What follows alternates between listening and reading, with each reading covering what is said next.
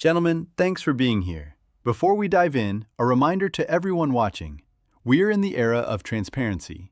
The voices you are hearing today are AI generated, but the data and the logic are battle tested. We've given these personas the backgrounds of the world's most elite operators. To my left, we have Leo. He's the owner.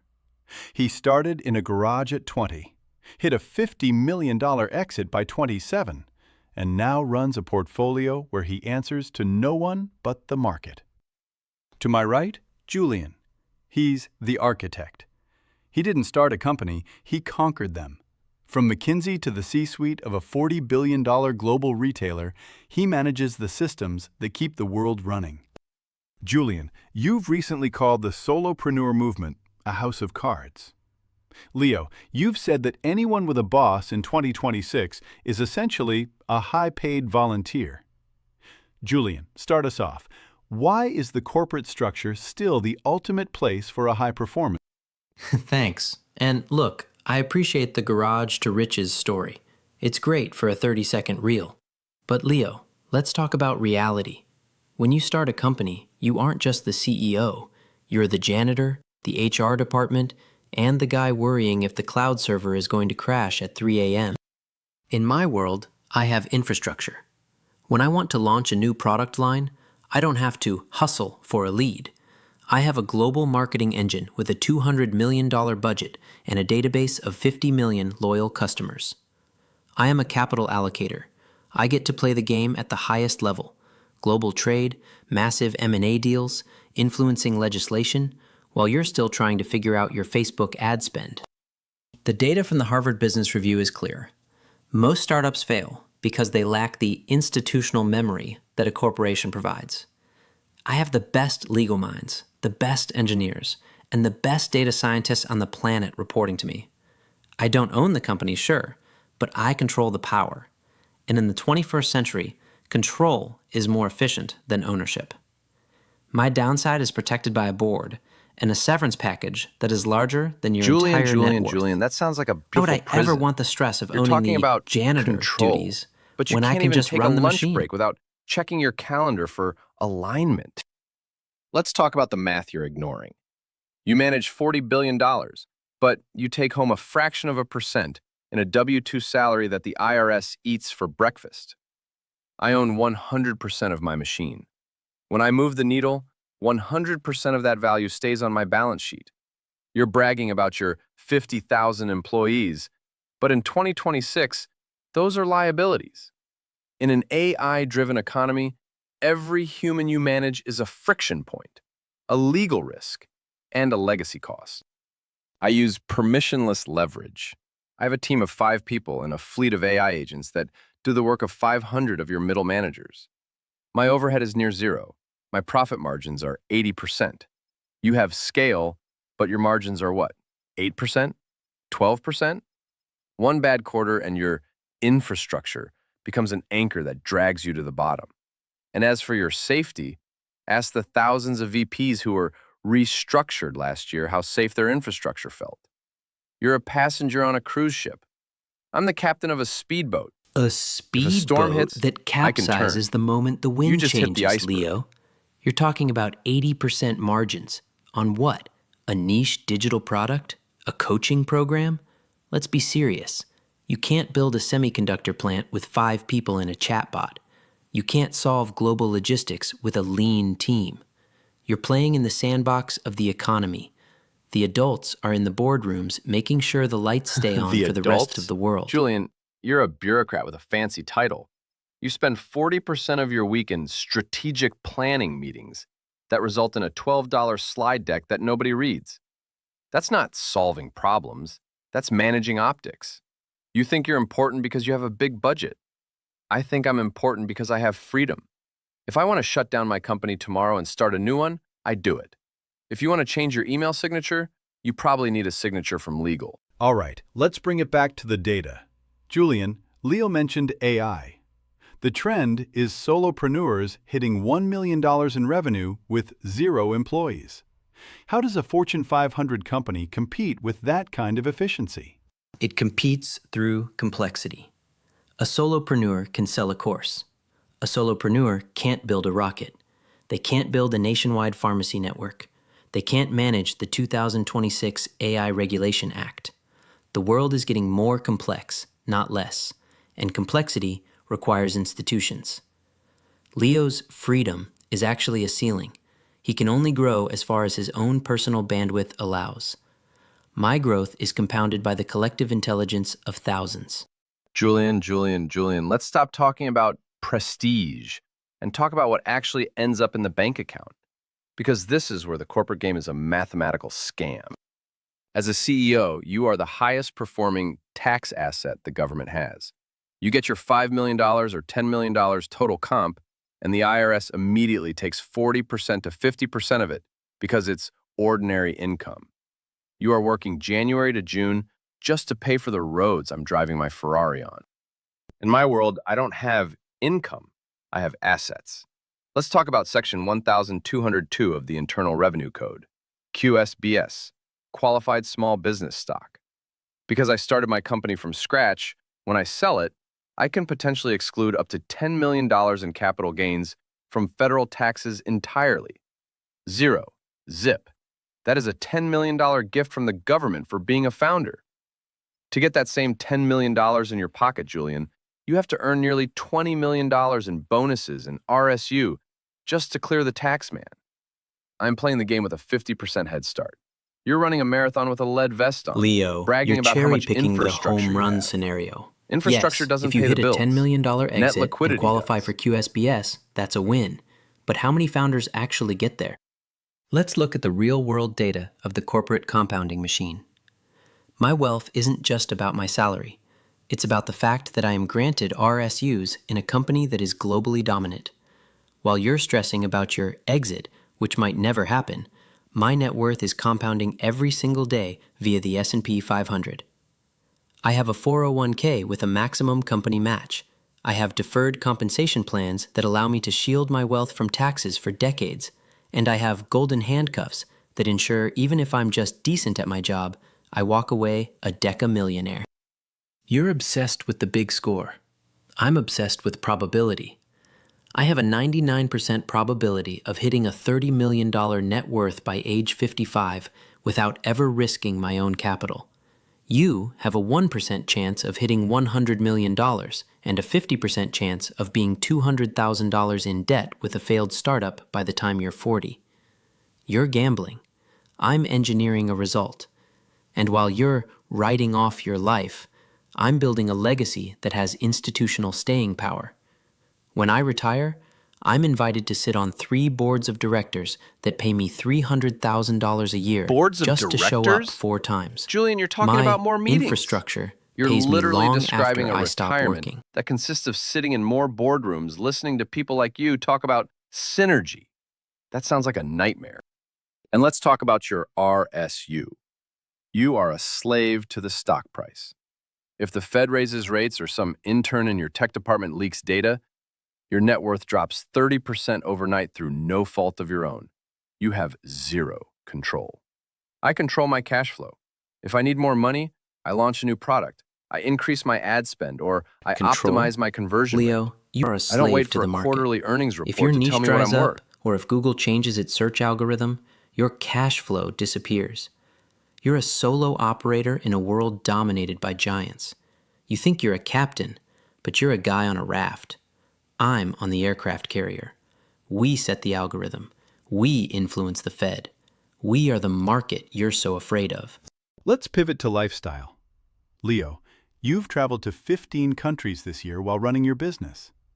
Julian, you've spent 150 nights in a Marriott. Is there a winner here? It's about the type of travel, isn't it? Leo is working from a laptop in a cafe in Bali, trying to find stable Wi-Fi so he can manage his AI agents. That's not freedom. That's just a change of scenery for your cubicle. When I travel, I'm flying private or first class on the company's dime. I'm being met at the airport by a driver. I'm meeting with ministers and CEOs. I am experiencing the world at the highest level of human civilization. Leo is backpacking with a MacBook. I'm executing global strategy from the presidential suite. There is a quality of life factor here that you simply Julian, cannot you buy just as a described lean a golden founder cage. because you're too busy You fly private, optimizing but you're your flying to a margins. meeting you have to attend. You're in a presidential suite, but you're spending the whole night preparing for a 7 a.m. presentation to a bunch of people you don't even like. I'd rather be in a cafe in Bali with a $10 coffee, wearing a t-shirt, knowing that my time is mine. If I want to close the laptop and go surfing, I'd do it. If you want to leave that presidential suite, you have to ask your assistant if you have a window. You have status, Julian. I have autonomy. Status is what you buy to impress people you don't know. Autonomy is what you use to live a life you actually enjoy. The data on executive burnout is staggering. CEOs have the highest rates of divorce and stress-related health issues. Why? Because the infrastructure owns you. You think you're the architect, but you're actually just the most expensive brick in the wall. Julian, we're sitting in 2026. The institutional power you bragged about in Act 1 is now your biggest liability. Let's look at the actual data from the last 12 months. We've seen a 69% jump in people adding founder to their profiles because AI has commoditized your entire middle management layer. Why would I hire a VP of operations for $250,000 when an AI agent can plan, act, and learn across my entire workstream for the cost of a Netflix subscription? In my world, AI is a force multiplier. It allows a solopreneur to act like a $100 million company. I am lean, I am agile, and I have zero legacy systems holding me back. You, on the other hand, are the captain of a ship made of legacy humans. You're spending 40% of your budget just upskilling people to use tools that are designed to replace them.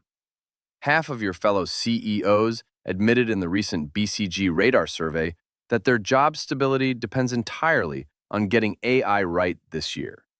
You aren't a leader anymore, Julian.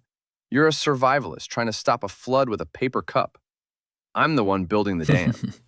Building a dam? Leo, you're playing with a garden hose. You talk about solopreneurs acting like big companies, but only 3.6% of solopreneurs ever even hit the $1 million revenue mark. AI doesn't make you a giant. It just makes you a louder version of yourself. You know why CEOs aren't being replaced? Because AI can't take accountability. When a hallucinating AI agent makes a $500 million legal error or leaks customer data, who stands in front of the Senate? Who manages the board's panic? Who navigates the regulatory complexity of the 2026 AI Acts? Not your chatbot. We are seeing a trailblazer cohort of CEOs who are doubling their AI investment to 1.7% of total revenue. We aren't surviving, we are aggregating. We are using AI to swallow the niches you play in. You think you're faster? My AI integrated supply chain can predict a market shift before you've even finished your morning deep work session.